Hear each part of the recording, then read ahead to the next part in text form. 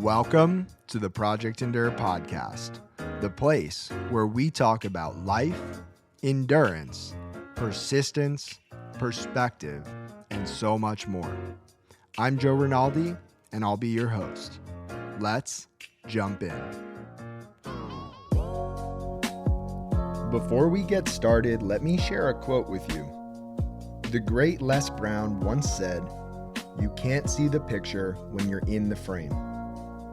If you felt stuck in your fitness, mindset, or life as a whole, head down to the link in the show notes and reach out to learn more about Project Endure Coaching so that we can help you step outside of the frame and bridge the gap between who you are now and who you want to be.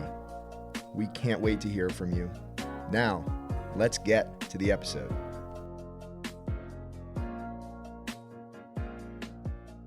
Welcome back to the Project Endure podcast, episode 120. We have myself, Joe Rinaldi, and we have a very, very, very special guest in Chicago, Jack Crowe with a silent E at the end. Jack, what's going on, man?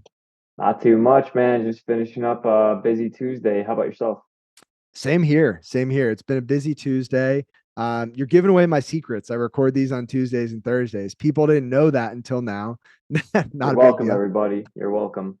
And so, yeah, man, we were talking a little bit about how long it's taken to get this recording to happen, and the fact that we know each other and we've communicated and connected, but never really had a chance to dive deep into one another's stories. And so I'm excited for that. And I would love for you to just start off by introducing yourself to the audience for the people who don't know you. Yeah, sure. No, likewise, I'm really excited to jump in and chat it up. But yeah, my name is Jack Crowe. I live out in Chicago, Illinois. Have lived around here my entire life, with a few spats of travel here and there. But I am a amateur boxer, a boxing coach, a boxing gym owner, a clothing brand owner, and competitive runner as well. So juggling a lot of hats, finding very few free seconds in the day, but enjoying every bit of it. So I would love to dive into the boxing aspect of who you are and what you do, because it's not something that I have any background in, and it's something I find very fascinating. So where did boxing start for you? Yeah. So I tell the same story, but it's a good one. My little sister is the most peaceful, loving person I know. And one day she came home from college with a pair of boxing gloves, and I'm like, the girl who, wouldn't hurt a fly has, boxing gloves, like what gives? And she said, "Oh, it's a great way to exercise, release some stress." And it was junior year of college for me, and the fun of partying every single day was kind of starting to wear on me. Decided, okay, time to get in shape, time to get my head right, and tried lifting weights. Found it boring as hell. Tried running, hated it, ironically. Uh, but then, picked up boxing as a suggestion from my sister, and I just kind of self-taught myself and fell in love with it. Beyond just being a sport, just uh, finding that mental clarity and that peace through just slugging it out on the bag was great for me. Found a local gym, started going training there, picked up a coach to learn more and get that kind of hands-on experience and help with my, building my craft. And yes, in the past 2 years, I've really started competing. So it's been really fun doing that. We just opened up me and my coach opened up a gym in January. So we've been rocking that for 8 months and counting. So it's kind of where I'm at now. Just a mix of competing, running classes, coaching other people, staying busy, like I said. But yeah, all thanks to boxing. Is your sister still in the world of boxing, whether just for fun or no? Not at all. She'll come and like take a class whenever she's in town, but I maybe just overdid it myself and scared her away from it. Fair enough. Well, on the boxing topic, I'm sure there are a lot of life lessons, and I would love to dive into that a little bit right up front in the podcast so people can get some value right away. What are some of the big life lessons that you've learned through your time boxing? Oh man, I mean, every cliche you've ever heard about boxing, rolling with the punches, don't get down, get up. Like it all like it's they're all true, right? Mm. So like everything you've heard, like it does like really like come into play. I think I don't know if I can say it overall the biggest, but the most one I've learned recently is it teaches you that you really learn if you love something when you hit like when you feel hate towards it, Mm. which is a weird one. It's a weird concept, but um flashback to mm, what was it, May? I was gearing up for another fight. I just came off a loss at the Golden Gloves, and it's a loss. It sucks, but it is what it is. And my coach challenged me to, every single day, not a day off, train. And about 2 weeks in, like I literally had to look at myself in the mirror because I was feeling this hate towards the sport that had brought me so much in life. I hated boxing. I didn't want to compete. I didn't want to show up to the gym that I built, that I owned. I wanted to throw it all away, just, go do something else. Um, and I don't know what it was, but just, I decided not to quit just to see this fight out and then we'll go from there. Ended up, being one of my best performance for sure. Got the finish in the second round and just the roller coaster of emotions and dealing with this love and this hate and like how like that riding that fine line is where you really grow is a really weird experience. And when when it's in the realm of boxing, it takes on a whole nother level because there's damage, there's sacrifice, there's eating very little, there's the mental stress, there's wanting to impress your coach, not lose a fight, not get super damaged. There's so much that goes into it beyond just competing and being in shape that it's hard to explain unless you've done it to Mm. like to the degree that I have. But hopefully I gave, a decent enough ramble there to for folks to pick something up. That was perfect. And it makes me think of one of the most unique definitions of the word passion that I've ever heard, which is passion is love and anger, not love or anger, but love and anger. And I think to be passionate about something, there needs to be tension. There needs to be some sort of contrast between two things, whether it's love and anger, love and hate.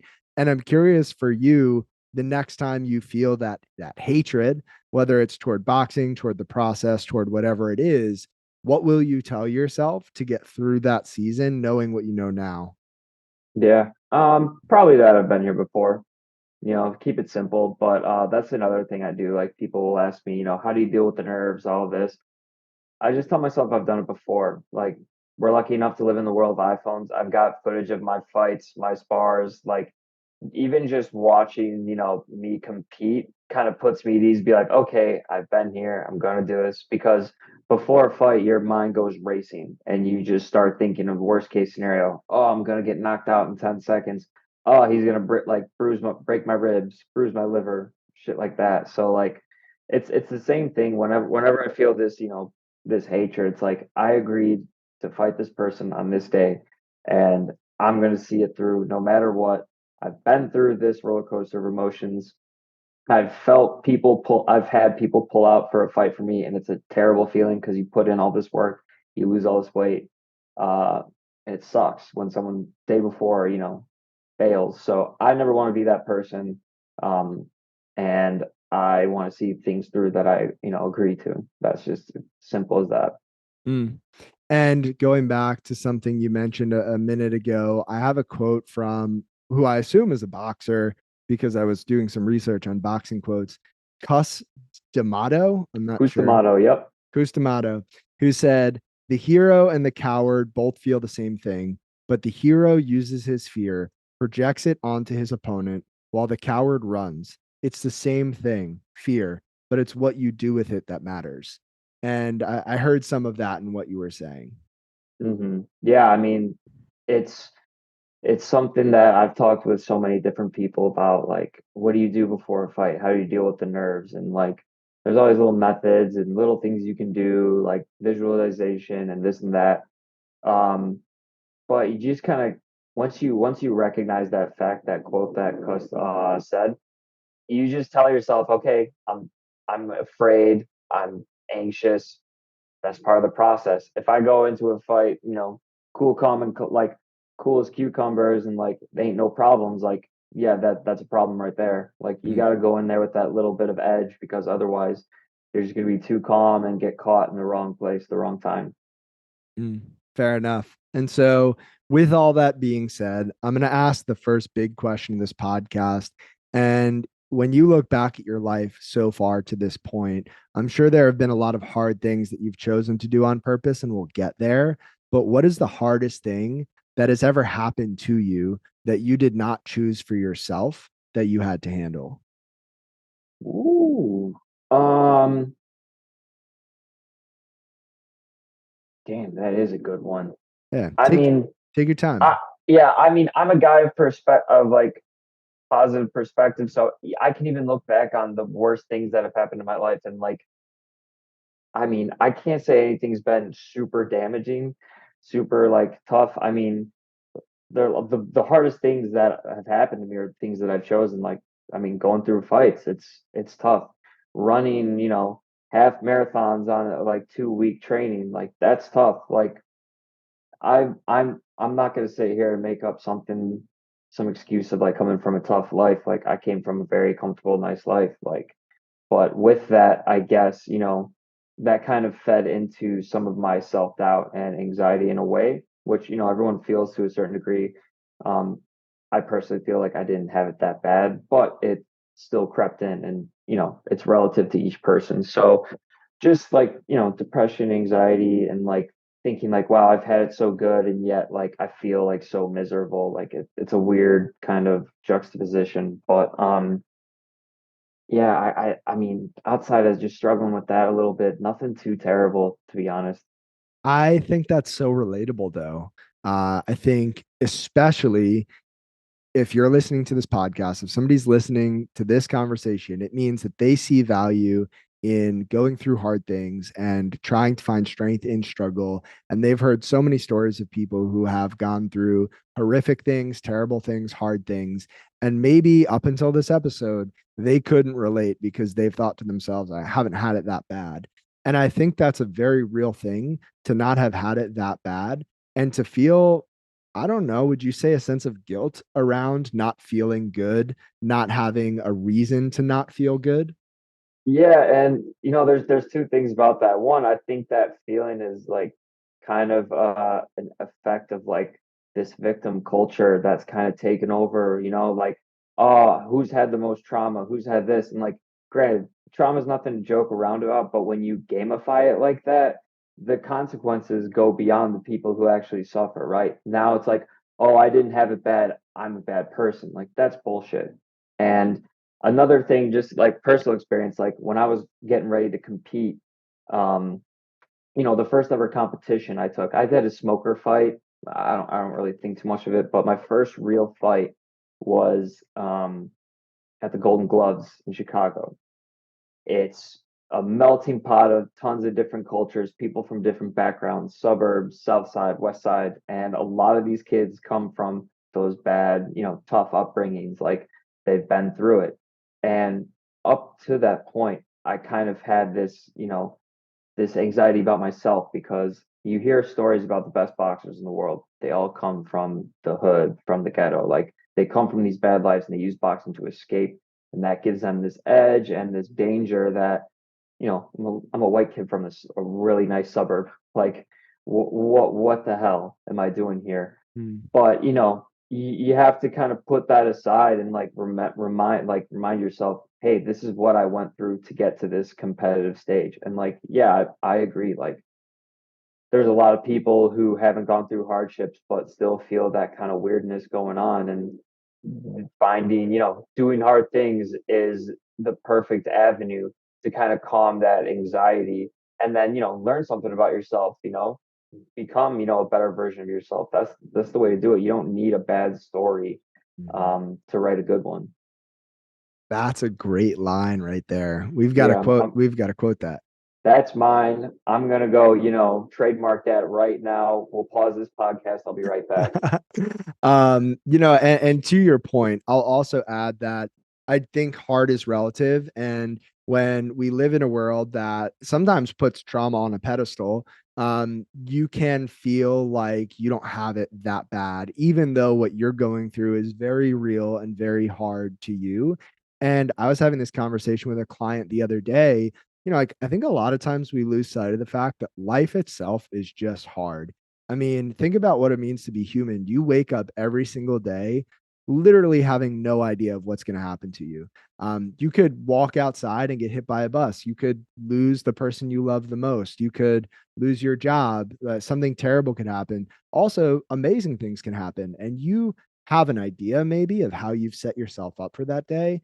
But deep down, like we have zero clue what's going to happen in this next minute. And that's terrifying if you think about it. So, like, even if you haven't had it that bad in air quotes, like life is still pretty hard. And I think we have to give ourselves credit for getting up every day and showing up, even if we're not doing spectacular, amazing, big things. Just existing and living and trying to be a better person every day is a lot, you know? Spot on, man. I couldn't have said it any better myself. Thanks, man. Well, let's do this. Let's shift because I know you've done a lot of hard things on purpose. And typically I'll ask for the hardest thing and we'll talk about that. But let's pick a couple of the hardest things that you've ever done and let's talk about those. So, what are some of the hardest things you've ever done on purpose and why have you done those things? Hardest things I've ever done on purpose. I mean, yeah, go fighting. That's up there. And it's weird because it's not the fight itself, it is the training camp that just like weighs you down every single day, going through the same motions, practicing the same techniques, getting criticized. Nothing's ever good enough in a boxing gym. And that is what makes you better. So you kind of have to accept that fact and go through with it. Um, that's definitely just one in general. Um, and like that's the thing, like there are hard things. Like I'll do like I got a half marathon coming up. I did one in April and like they're hard, but like I don't know. In my life, those are the things that excite me and like bring me the most excitement. Um, I one of the hardest things I've ever done. I guess okay. I went and traveled the world after I graduated with no plan of what to do. So there's that, I guess.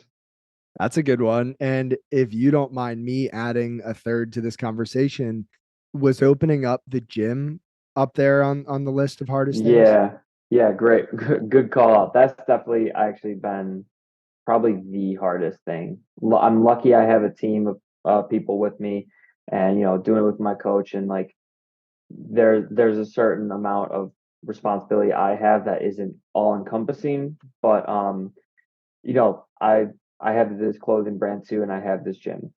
The thing about it is the when you rely upon physical people showing up and enjoying the product, and like you have to like see it, trial error, make sure and build that community.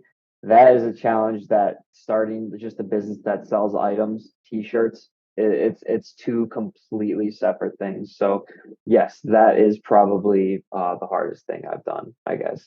Okay. So what we'll do is we'll take those three things. We'll talk about fighting, preparing for a fight, maybe in specific. We'll talk about traveling the world, and then we'll talk about building business. So let's start with the fighting. Take us through what it looks like to train for a fight all the way up to and through the fight itself. Sure. So for me, I'm an active guy, so I like to stay in shape like throughout the year. A lot of times fighters will, they'll fight, and then they'll get out of shape, and then when the call comes, okay, time to get back into shape to train to fight. For me though, usually we're looking at about a 6 to 4 week training camp, 4 to 6 weeks. Maybe longer, maybe shorter, depending on when you get it. And then it's just off to the races. It's working rounds in the gym. You're, conditioning your body. You're working techniques. You're on the mitts. You're on the bag. And then you got your sparring. You try to do that once or twice a week where you pretty much simulate the fight, but bigger gloves, headgear, more things like that.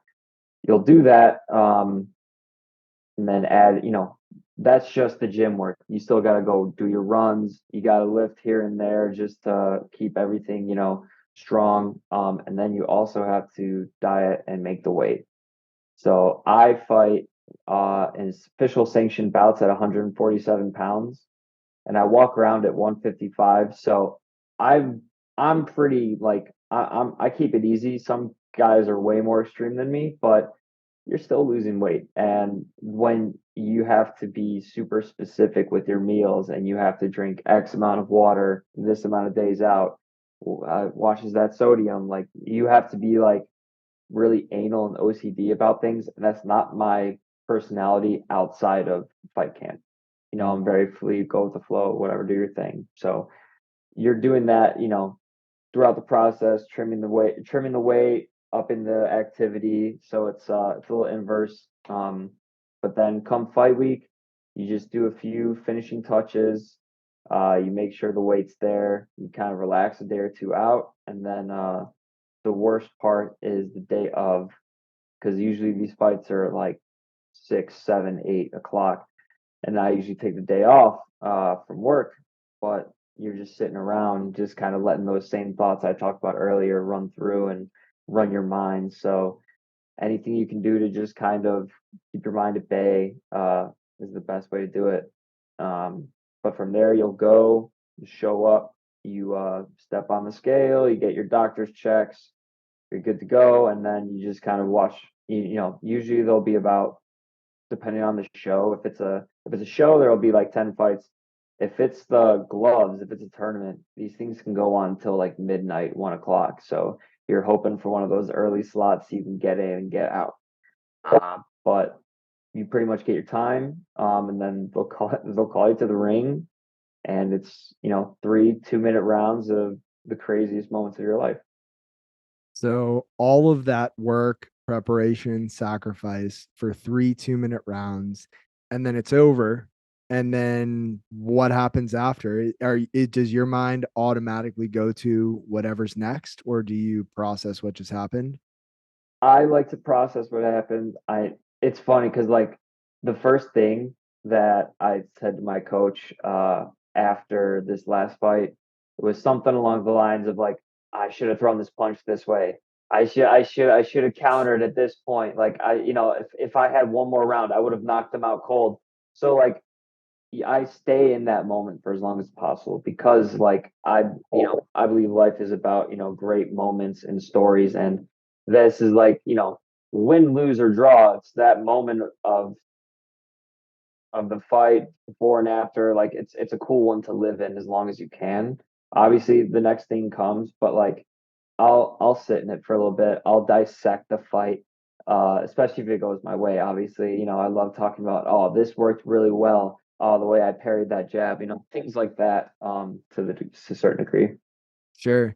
So going back to the prep, now I'm assuming a lot of people listening are not boxers, have never fought, have never prepped for a fight. However, I think the concept of balance in life around a prep is very applicable to everybody because I don't think balance is something we find. I don't think it's this place we get to where we plant our flag in the ground and say, I'm here, I found it, I'm done. I think it's more of managing seasons of imbalance. And the way you're describing preparing for a fight makes me think of imbalance, a season of imbalance where you're putting more time, more energy, more effort into fighting and preparing for the fight. And maybe that means less time for relationships, less time for work, less time for other things.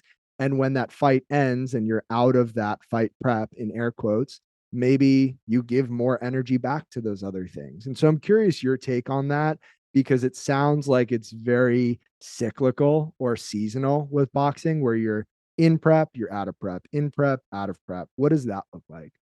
So, I mean, I've kind of gotten into this rhythm the past 2 years, of having a fight.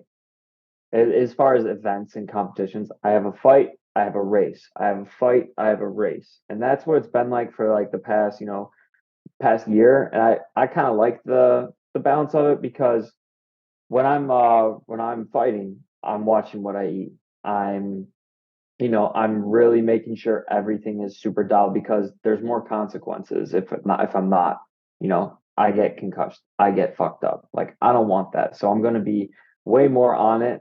I'm gonna sacrifice more. I talk to my people, be like, hey, I'm getting ready for a fight. No, I can't go out. No, I can't do this. Like, and they understand, thank God. But like, there's these moments of like this period of intense, prep and work, and then culminates in the fight and then after that, you know, because running, you got to fuel yourself. So it's like, oh man, I'm going to eat this. I'm going to eat that. I'm not going to give a shit what's on the calorie contents. I'm going.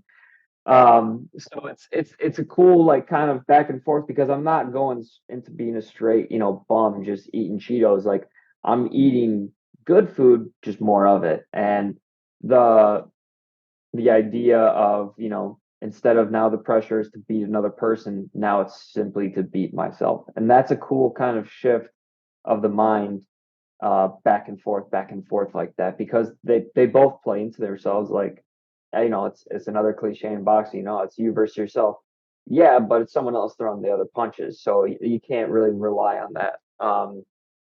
But I like it. I think the whole idea of balance. I like how you put it as imbalance. Like I go through seasons of different flavors of imbalance. I guess is what you could put it. But it's still while I'm young, fit, have this ability. I'm gonna supercharge that and just like run it as long as I can. I'm not gonna bounce myself out thinking, oh, if I take a month off, I'm gonna be able to do this for an extra year. Like I don't know if that's gonna happen. So I like staying busy in that realm and just keeping things moving. But yeah, definitely different mindsets in between. So before we move on and talk about traveling the world, I do have to ask, you strike me as a nice guy, and I believe that. And I Well, believe thank that you. yeah, and that's truly what I believe. And yet you find yourself in a sport, in an arena that a lot of people would deem as violent and aggressive. How do Mhm. you balance, if you will, the switch from who you are outside of the ring to who you are inside of the ring? Um, Again, no balance. And what I mean by that is when I put my gloves on and I fight, that's in that certain area, right? But a thing I've found through fighting and training and all that is it brings me this ridiculous level of just peace and like we are talking about just how the world's chaos, right? I don't really worry about, this could be my last day. Oh, I live in the city of Chicago. I could get, this, that, and the other. I find so much peace through these intense moments of combat that outside of the ring, I'm like a hippie. Like it's hilarious. But yeah, so and I mean you could talk to any martial artist and they'll tell you the same thing. Training violence promotes peace and this weird kind of duality of sorts. Everyone I know who fights like outside of the ring, nicest people ever, and I think part of it's just the mental clarity you get, but also like when you fight and you get hit with a punch, you start to understand the consequence of real violence. Like street fights, I think are just stupid as shit. Everyone always asks me, "What would you do in a street fight?" I'd be like, "Well, I'd go into my other sport and I'd run the fuck away." So like I like it there's multiple things about it, you find peace just in your head. You exert all this energy, so you've got no energy to be angry, mad, confront, like violent, all this. And it's different for everybody, but those are the few ones that I find, an understanding of violence, mental clarity, and just damn exhaustion. Training violence promotes peace. That is That's number good. two. That's number two on the quote list. We're trademarking that. You're trademarking that. It makes me think of the Japanese proverb that goes, "It's better to be a warrior in a garden than a gardener in a war."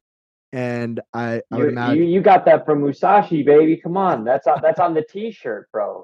is it really? Oh, I'm Yeah, gonna have to Warrior grab. Guard. We got the Warrior Gardener, Volume 1 and 2. This is Musashi, incredible. MusashiAppCo.com. Shameless plug. Put my order in. That's good, man. My man. No, Um, that's exactly it. Yeah, that proverb is, stuck to me a lot. And not to sidetrack too much, mhm, but me and my friend started that clothing company around the time I was competing and really starting to learn about philosophies of fighting and other people. So that one really stuck to me. Like, you know, I feel confident walking the streets here because God forbid I'd never want to be in that situation. But if I had to defend myself, I at least know how to use these. So like mhm, it gives you a different type of confidence you don't know you need. mm. That's well said. So all right, so to shift now. Let's do it. So you finish school and you make the decision to travel the world. Mhm. What went into that decision? And then tell us a little bit about your travels. Yeah. So it's funny, they're all connected. But when I was finishing school, as everyone I feel does, they get that existential, oh God, what am I going to do with my life? Thinking you got to figure it all out by the time you're 22, which is a load of nonsense. Mhm. I'm very grateful to have a awesome dad who, thinks differently than a lot of people. And he says, you don't have to decide that right now. How about you come, travel with me? You're going to work for me, so you're going to earn it. Like, I'm not getting a free ticket just out to go jet around and vacay. He has, an online remote business, and it was like right at like kind of the start of it. So I've grown up in that entrepreneurial, family household my whole life. So I said, so I got to work a few hours and travel the world with, a guy I love. Fine, sure. And as many cheap expats go, we went straight to Thailand. So yeah, we jetted out there. We bought a one-way ticket. We're like, we'll figure it out. Like, we'll see what happens. Stayed there for 3 months, which is really easy to do because it's cheap as hell. But the people are amazing. The culture is great. And then we just kind of made our way home, stopping in different countries along the way. Um, Came back home for the holidays and then went and did it for another 3 months. And had a freaking blast with it. What was hard about making that decision to go to Thailand and also just around the world? Yeah. The hardest part about it was just kind of um, explaining it to my mom. My mom and dad had been, they've been split for a few years at this point, and they both have different philosophies on this. My mom's very much, get a job, do this, and there's a lot to that I find valuable, and my dad's just kind of the opposite, like build your own, create your own life, do this. And I've learned a lot from both of them. But yeah, the hardest part was being like, hey mom, like I'm gonna go travel with dad for 3 months. We're going to Thailand, Egypt, India, pretty safe places, right? So yeah, dealing with that was the hardest part, but otherwise it was a no-brainer to me. Yeah. Were there any core memories or big takeaways from those travels that stick with you? Oh man, we'd have this podcast would be 5 hours if I went through core memories. I guess a few of just small ones, like that's where I was introduced to Muay Thai. And I was able to train with like some of the best people there in the world. And this really kind of kickstarted my love for martial arts and fighting sports and things like that. So that was a really impactful moment. And again, it would take me hours to explain how amazing it is. Maybe I'll start my own podcast. I don't know. But Yeah. the biggest takeaways, it just gave me a really great perspective because I'm in Thailand and, I'm living off $30 a day, feeling like I'm getting a deal. And I'm surrounded by people making, $1 a day. And then I'm going to India and I'm seeing all these beautiful like, the Taj Mahal, all these temples. And then I'm getting swarmed by, kids who live on the street, begging for change. Mm. It gave me, and then, I also went to Egypt and, stayed in a ghetto of Cairo, sketchy stuff, but it gives you, and everyone will say this, it gives you that perspective of how good we've got it here, and also how to be happy with very little. Um, I've never met happier, genuine, sweet people than I did in Thailand. Like that's a fact. Like they have something over there that transcends, needs and wants, and they're just very, they're very happy people. And I was able to kind of live close with a few of them and really see what they meant by all that and kind of bring that back here, which kind of adds to the whole, I'm happy with very little here, uh, you know, confident in myself and like life's good type of mentality. So the perspective I got from it was really important. It definitely built my appreciation and love for family, seeing the ones out there and being able to spend this time with my dad, like one on one, like connect with him that way was really, really special. And just opened up my, perspective that your opportunities aren't limited to the city, town, state you live in, not even the country you live in. I still keep up with people I met on these travels, and I've done, I've done projects with people around the world, and I think that's just a cool thing to do, man. Like being able to travel and like opens up the fact that we live in this world, not just, I live in America. I do. It's great. I'm very grateful for everything I have that, a lot of people don't. But there's a whole world out there, and it's more accessible than it's ever been in history. So Mm. don't waste it. I want to listen to the 5 hour podcast episode of your travels. Oh man, that'll have to be the Patreon one because there'll be some stories in there that can't just go out to the public, man. You got to pay for those. Fair enough. All right. So you traveled, and now we're going to move on to being a business owner. Something that you and I share in common, albeit we have similarities within our businesses and differences.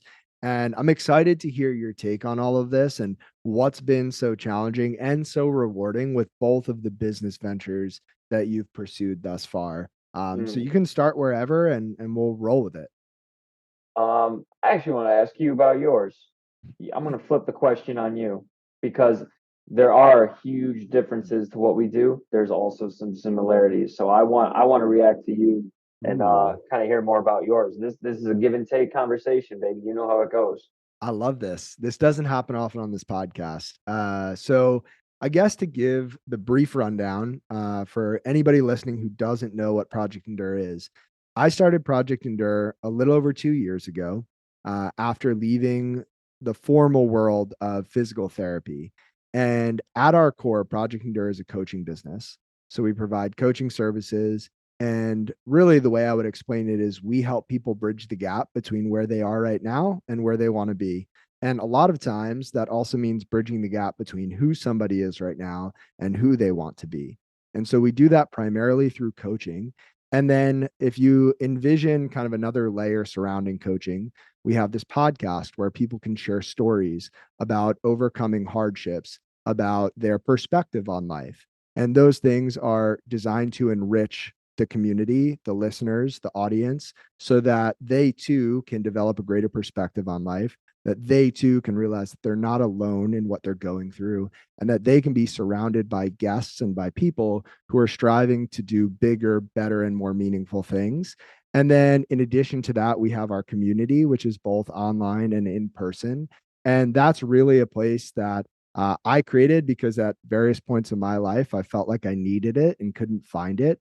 One of my favorite quotes ever is from Frederick Nietzsche, who said, "Those who dance are considered insane by those who can't hear the music." And it's been so amazing to collect people one by one who are also dancing to that same music that I've been listening to my whole life. And then outside of that, we have apparel. And to be honest and transparent, the apparel it's not a huge moneymaker. It's something that's really nice because it gives people a tangible piece of what Project Endure is about. And my hope is that somebody can put on the shirt or wear the hat or use the sticker. And every time they look at it, every time they put it on, they feel empowered to do hard things, to push the limits, to be the best version of themselves and to help others do the same. And so, in a nutshell, that is Project Endure as it stands right now, and it's been so hard and so rewarding to build all of it. But yeah, you tell me. I mean, you asked a question. Did that answer it? Yeah, did you how did you decide to get into this coaching though? Did you have like a coach that you worked with that kind of inspired you to take it on yourself to help others? It's a great question. I grew up playing sports, so I played football and I was on the track team in high school, and I always had coaches when it came to athletics. And I think, like most of us, we take that for granted until we don't have that anymore. And so when I entered the world of physical therapy, when I was in school for physical therapy, to be more specific, I had started to get into the world of online coaching because I had a few friends who were doing it, and it was really hard. It was a slow start, but I started to pick up clients here and there, and I found a lot of joy and a lot of fulfillment in helping people reach their goals. And so I had actually been coaching for a number of years before I actually decided to make that full time. And I would also say there are a lot of parallels between physical therapy and coaching. And in a lot of ways, you're walking with somebody hand in hand from where you meet them to wherever it is that they want to be. And the only difference is in the world of physical therapy, it's a pretty clear definition of this person is limited in this way, and you're trying to help them get past their pain, or you're trying to help them get this strong to do this thing. And in the world of coaching, it can be a little bit more ambiguous, especially when it goes from just fitness coaching to also mindset coaching. And there's a lot of challenge in that realm and also a lot of reward. And so I have had coaches growing up through athletics. I also did have a coach that helped me kind of launch this business and get over some of those hurdles. And through those experiences, I've seen the value, and then I've felt the reward on this side of things as I've grown it. I love that, man. Yeah, now I know something about you. That's rad. That's a great perspective on like how to go about coaching too. Like that's freaking perfect. Thank you, man. And I mean, I would love to hear your take on this. And I'll just share one more thing on coaching. I think at the end of the day, coaching is just being a really great friend to somebody who also holds you accountable and pushes you beyond what a regular friend might push you. And you are also using your specific knowledge and experience in a certain realm to help somebody bridge that gap. And so I would imagine that's very similar in boxing and maybe a little bit more pointed because there are very specific objectives and skills in boxing, but I'd love to hear your take. Yeah, I don't know if he's going to be listening to this, but my coach is my best friend outside of camp and my worst friend when we're in camp. When we're training for a fight, like I mentioned earlier, nothing is ever good enough. Every mistake I make is going to get me knocked out. I'm worthless and this and that. He puts a lot of, he holds me to these standards and doesn't sugarcoat it. Like we're not friends in training camp. Um, I fear going to the gym and seeing him be like, oh God, like it gets to that point. But that is what drives home, the success when I've had it in the ring. It's those moments where I'm pushing through things I don't like. I'm not going there because I want to, but because, I don't want to, suffer worse. So yeah, it's someone who sees something in a person that they might not themselves. Like I said, I was coming off that loss and my confidence was down near the bottom. Um, he saw the mistakes I made and knows I'm better than that and just pushed me to kind of unlock and like hone in on, correcting those throughout the next fight. And we did, and it was, spectacular fight in my opinion. So yeah, and then outside of a camp, oh man, we're buds. Like we're best friends. So it's a really cool relationship to have.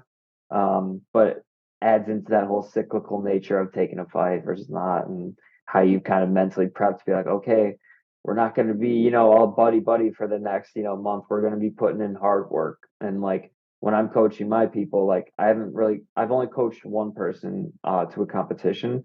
Other than that, it's just people wanting to learn the sport. And some people, they want that person they can just talk to and, vent and hit something. And I'm happy to be that person. Like I love getting to know people through this. And then some people really want to be good and you have to be harder on them. You gotta be like, no, that sucks. Like do it again. And not, feel bad about it because they told you they want to get better. And like you can't sugarcoat it in boxing. Like you just can't. I think to your point, one of the hardest parts and most interesting parts about coaching and being a coach, to be specific, for me, is that art of reading the person, understanding how they need to receive the message that they are asking for. Because you're right, you can't just tell everybody, hey, that sucked, do it again. You might need to take a different path for some people, and that's fun and challenging. I'll also share a John Wooden quote that I love. He said, a good coach can change a game, a great coach can change a life. And Ooh. when I look back at all of my coaches through athletics, I realize now the impact that they've had on my life outside of sport, even though I didn't see it then. And I would imagine for you, and it sounds like your coach has impacted your life, not just your fighting. Absolutely. No, yeah, I mean, I consider him a brother, to be honest. Like he's, 10 years older than me, but I still like he's a brother, a father. He's very important to me, and I'm very grateful to have this weird relationship with him. But yeah, it be like that for sure. Well, let me ask you this. When it comes to building the gym in particular, if you had to boil it down to a singular hardest aspect, what's been the most challenging piece of that business?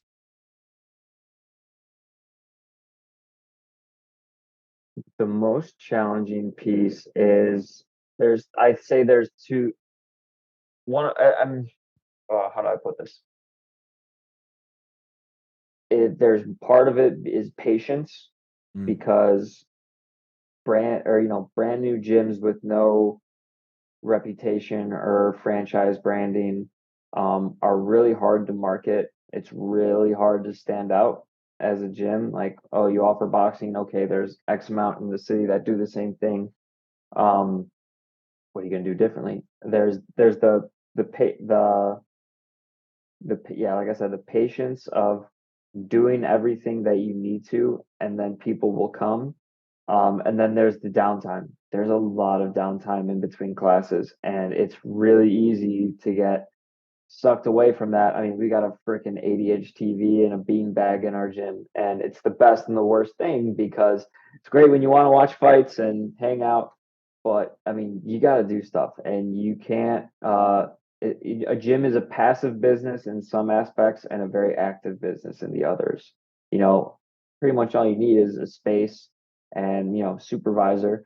But we're running classes, we're trying to get new customers, we've got to do events, social marketing, tweaking the classes. We've got to compete because competing is part of our marketing, right? Like, so there's a little more pressure on these fights than just win, lose, don't get hurt. It's like, okay, build a reputation for this gym as a place where people want to come to learn boxing. And that's kind of what we've done. It's like we're we're not the rah rah cheerleaders of say a rumble boxing or a title boxing. Like we're not here for the fitness, like fitness boxing. You're not doing burpees in between combinations.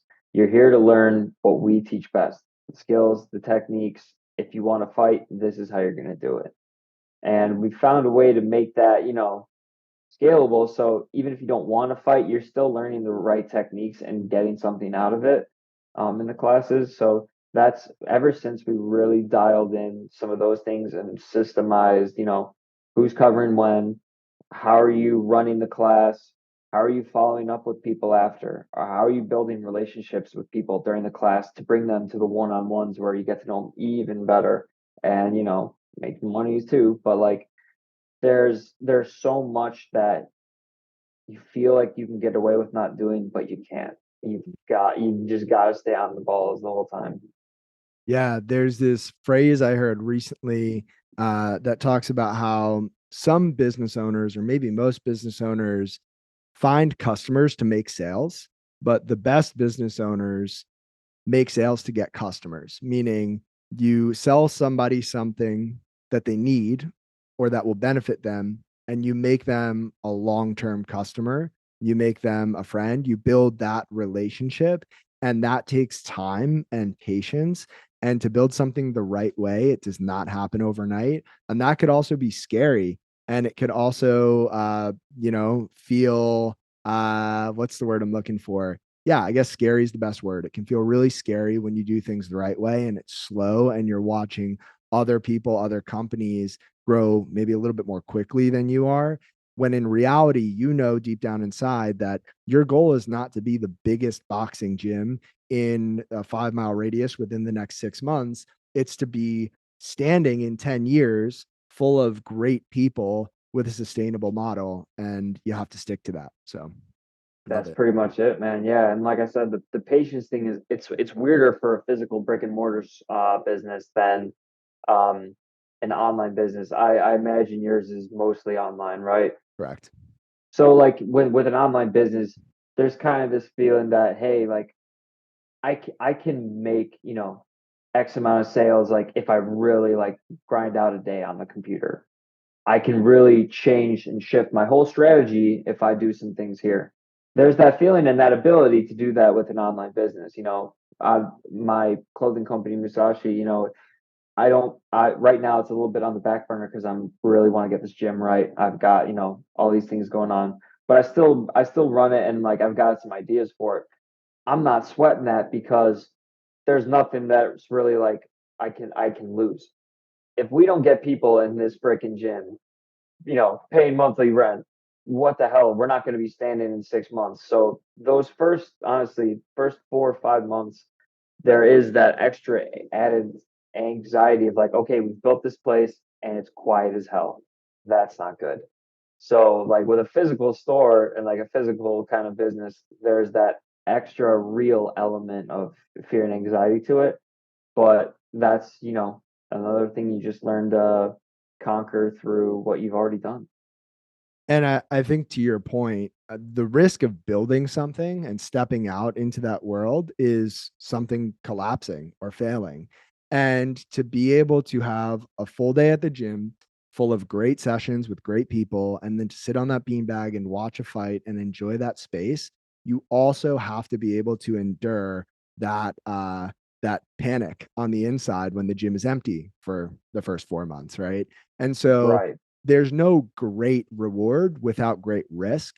And I think that's what a lot of people don't see when it comes to running a business, growing a business. They see the gym, they see the space, they see it looks nice. They don't feel what you feel probably half the time. And that's hard. And I think actually you just kind of made me think there a little bit. The way you put it is you have to endure the panic. Most people, they want to solve the panic. They want to do this. When you own a business, you realize you're going to be panicking, till you sell it. So like that's never going to leave. So to be able to endure those periods of stress and know, okay, I can get through this. It's going to happen again. Here's what I did last time. There's no magic fix for this. And when you are running a business, like you don't get that chance. So I know you spoiler, I don't know if it's like, in the end of this podcast, but you asked in the questionnaire, what's your definition of endurance? Um, what did I put? Do you have it written down? I do, yeah. And you know, it's so funny. I was actually about to ask that question and you transitioned right into it for me. Boom! You're Uh, very welcome. we're on the same wavelength. So, your definition of endurance was that everything that happens after the moment you want to quit and decide not to.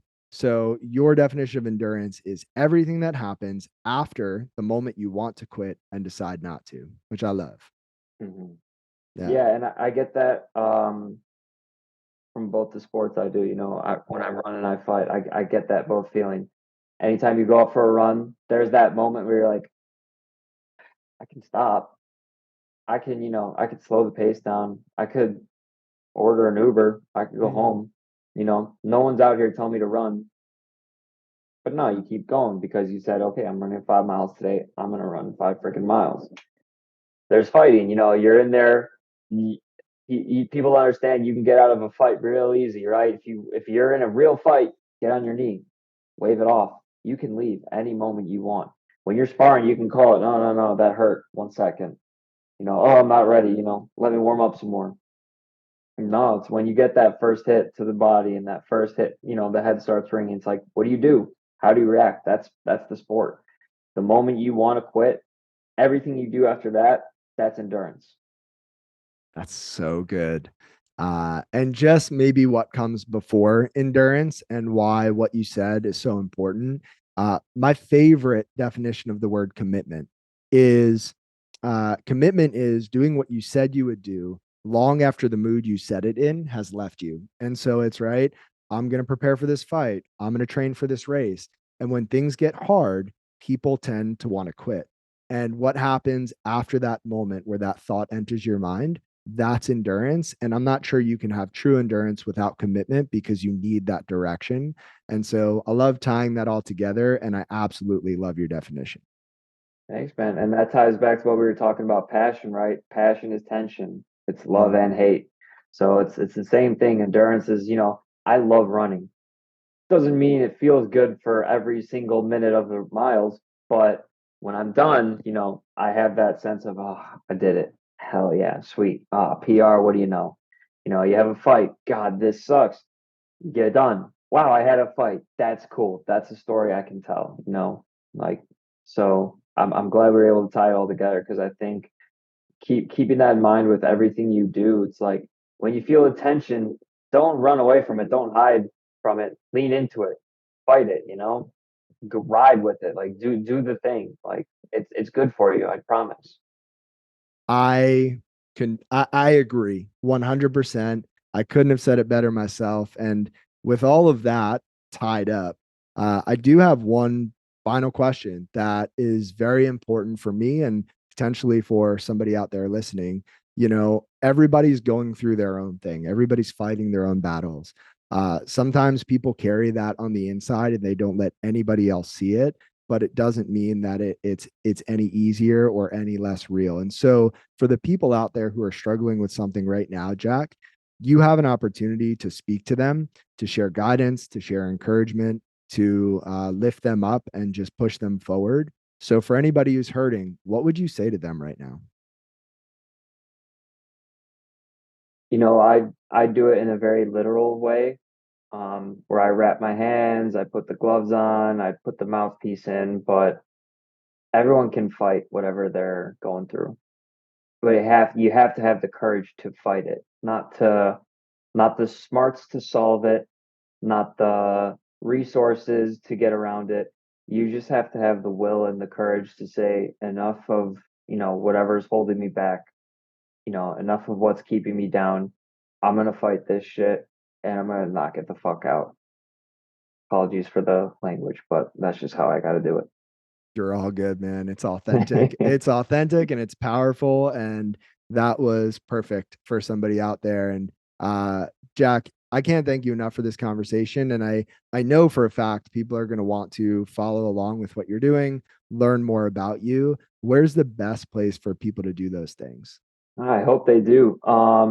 At crack_Joe Jowe on Instagram. He's gonna put the title right there, like a G.